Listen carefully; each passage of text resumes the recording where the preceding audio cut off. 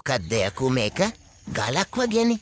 කවුද මට මස් කට්ට වෙනුවට මේ මගුල ගැන දුන්නේ? හිටපන් අද උඹේ පොල් කිරි ගන්න ඕනම. හිටපන්ඩෝ අද මම කරන්නම් හොඳ වැඩක්. මම රොට්වයිල කෙනෙක් කියලා මේ පොල් ගිරියට තේරෙන්නේ නැද්ද මන්දා? හපන්න ලිස්සනවනේ මේක. කොහෙද යන්නේ? වරෙන් මෙහෙ. හප්පා මගේ දත් ටිකත් රිදෙනවා බං මේක හපලා. ඊත් මම අතාරින්නේ නැහැ. ගෙදරොම් බලන් ඉන්නවා. ඒ නිසා ගැම්මට හපන්න ඕනේ. එල්ලා වෙන්නේ නැතුව හිටපන් පොල් ගෙඩියෝ. අප්පට සිරි මේක කඩන්න බෑනේ බං යකෝ යකඩයක් වගේ. හරි කමක් නැහැ. මම මේක කෑවා වගේ පෙන්නලා නිකන් ඉන්නවා. කැමරාවෙන් අයින් කරපන්නේ. උඹලා මුකුත් දැක්කේ නැහැ හරිනේ.